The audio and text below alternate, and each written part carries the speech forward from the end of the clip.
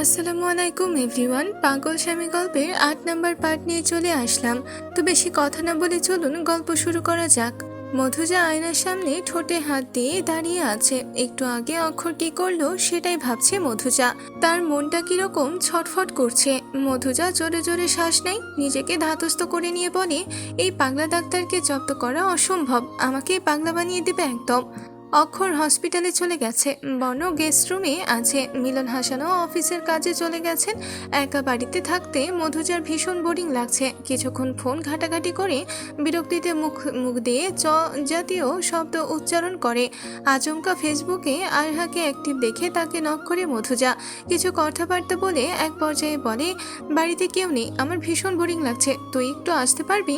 আরহা বলে দেয়, আমার খুব ঘুম পেয়েছে, আমি এখন যেতে পারবো না। মধুজা একটা বুদ্ধি কাজে লাগায়। সে আরহাকে মেসেজে লিখে, বর্ণ আমার হ্যান্ডসাম দেবর আমাদের সাথে এসেছে, এখন বাড়িতেই আছে সে। আমি তো ভাবলাম তুই বাড়িতে এসে ওকে পটানোর ট্রাই করতে পারিস। যাই হোক, তুই যদি আসতে না চাস তাহলে কোনো অসুবিধা নেই, তুই শান্তিতে ঘুমা। মেসেজটা দেখা মাত্রই আরহা লাফিয়ে ওঠে, সাথে সাথেই মেসেজ করে, আগে বলবি তো, আমি এক্ষুনি আসছি। মেসেজটা দেখেই মধুজা হেসে লুটোপুটি খায়, বিড়বিড় করে বলে, আমি ডাকলাম তখন আসলো না, আর বর্ণর কথা শোনা মাত্রই দৌড়ে আসছে। আচ্ছা, আমি ওকে বর্ণর কথা বলে ভুল কিছু করলাম না তো? এমনিতেই বর্ণর উপর দিয়ে যা ঝড় গেল, ওর মন মানসিকতা নিশ্চয়ই ভালো নেই। এখন আরহা এসে যদি ওকে বিরক্ত করে তাহলে রেগে যেতে পারে। মধুজা এসব ভাবছিল, তখনই আরহা এসে কলিং বেল বাজায়। আরহাদের বাড়ি থেকে মধুজাদের বাড়ি বেশি দূরে নয়, হেঁটে আসতে 5 মিনিট লাগে। মধুজা কলিং বেলের শব্দ শুনে নিচে নামে। দরজা খুলতেই আরহা মধুজাকে টাইট হাগ দেয়।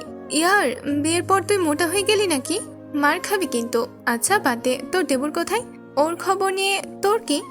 আরে ইয়ার, ওর জন্যই তো 7 সমুদ্র 13 নদী পেরিয়ে এখানে এলাম। বেশি নাটক করিস না, ও গেস্ট রুমে আছে, তুই তো জানিস ওকে অ্যারেস্ট করা হয়েছিল। বর্ণর মন মেজাজ ভালো নেই, ওকে বিরক্ত করিস না। তাহলে কেন এলাম আমি এখানে?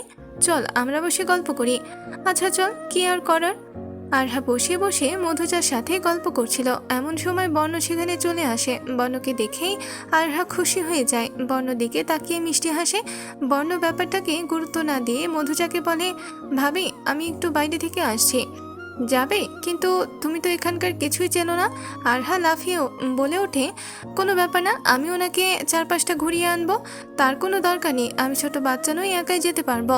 আপনি এরকম কেন করছেন মিস্টার বর্ণ? চলুন আমার সাথে, আমি আপনাকে আশেপাশের অনেক সুন্দর সুন্দর জায়গা ঘুরিয়ে দেখাবো। আরহা এক প্রকার টেনে নিয়ে যায় বর্ণকে। মধুজা আবার একা হয়ে যায়, কপাল চাপড়াতে চাপড়াতে বলে, আমি আবার সেই একাই হয়ে গেলাম। এই বান্ধবীরা এমনই, ছেলে সুন্দর দেখলেই তার পেছনে ছুটে নিজের বেস্টুর কথা ভুলেই যায়। আরহা বর্ণকে নিয়ে এদিক সেদিক ঘুরতে থাকে। বর্ণ বিরক্ত হলেও কিছু বলতেও পারছিল না, কারণ আরহা তাকে কিছু বলার সুযোগই দিচ্ছিল না, নিজের মতোই বকবক করে যাচ্ছিল। কথা বলতে বলতে এক পর্যায়ে রাস্তায় নেমে যায় আরহা, তার সেদিকে কোনো খেয়ালই নেই। সে বর্ণকে বিভিন্ন কথা বলেই যাচ্ছিল, আচমকা একটা গাড়ি তার দিকেই ছুটে আসছিল। আরহা অন্যমনস্ক ছিল তাই খেয়াল করেনি, কিন্তু বর্ণ নজর যায় সেদিকে। গাড়িটা আরহাকে ধাক্কা দেওয়ার আগেই বর্ণ আরহাকে টেনে নিজের কাছে নিয়ে আসে।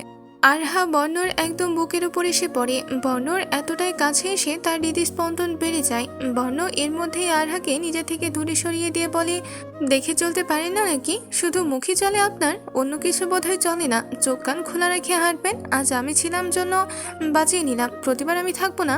আরহা আনমনে বলে দেয়, থাকলে কি খুব অসুবিধা হবে? মানে মানে কিছু না, আপনি বুঝবেন না। এখন চলুন, এদিকে ওইদিকে একটা বড় সুইমিং পুল আছে।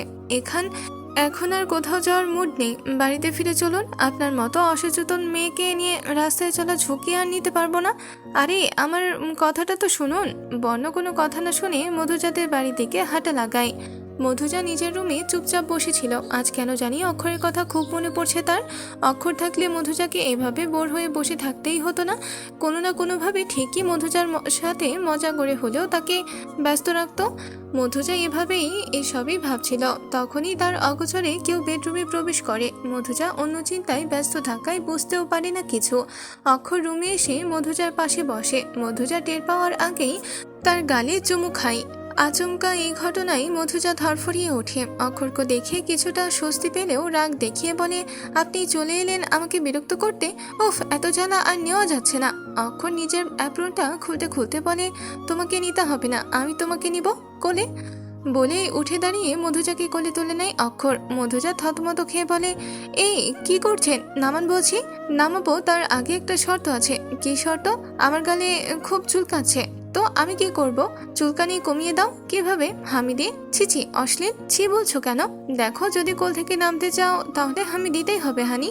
মধুজা সাহস করে অক্ষরের গালের কাছে মুখ নিয়ে যায়। অক্ষর চোখ দুটো বন্ধ করে নেয়। মধুজা চুমুর বদলে অক্ষরের গালে কামড় বসিয়ে দেয়। অক্ষর দাঁতে দাঁত চেপে সহ্য করে। মধুজার কামড়ে অক্ষরের গাল লাল হয়ে যায়। অক্ষর তবুও হেসে বলে, বাহ, এটাও তো এক প্রকার আদরই। ঠিক আছে, তোমায় নামিয়ে দিচ্ছি। মধুজাকে কোল থেকে নামিয়ে দেয় অক্ষর। মধুজা বিজয়ীর হাসি হাসে। এতদিনে অক্ষরকে জব্দ করতে পেরে সে খুব খুশি। অক্ষরও ছেড়ে দেওয়ার পাত্র না। সে মধুজার অগোচরে তার ঠোঁট কামড়ে ধরে। একটু কামড়ে ধরে তারপর ছেড়ে দিয়ে বলে, আমার গালে তুমি ভালোবাসার চিহ্ন দিলে, এখন আমিও তোমার ঠোঁটে ভালোবাসার চিহ্ন দিলাম। সদ্বোধ। মধুজা রক্তিম চোখে তাকায়। এই লোকটাকে কোনোভাবেই জব্দ করতে পারছে না সে, বরঞ্চ নিজেই জব্দ হয়ে যাচ্ছে। মধুজা বিড়বিড় করে বলে, পাগলা ডাক্তারকে জব্দ করার জন্য আমাকে আরো 10 বার জন্ম নিতে হবে।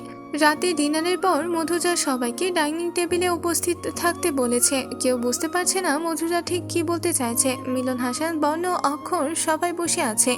মধুজা আচমকা এসে সবার উদ্দেশ্যেই বলে, আমি খুব গুরুত্বপূর্ণ একটা সিদ্ধান্ত নিয়েছি। মিলন হাসান জানতে চান, কি সিদ্ধান্ত নিয়েছিস তুই? মধুজা বলে, আজকের গল্পটি এ পর্যন্ত শেষ হয়ে গেল। পরবর্তী পার্ট পেতে অবশ্যই চ্যানেলটিকে সাবস্ক্রাইব করে রাখবেন। ধন্যবাদ।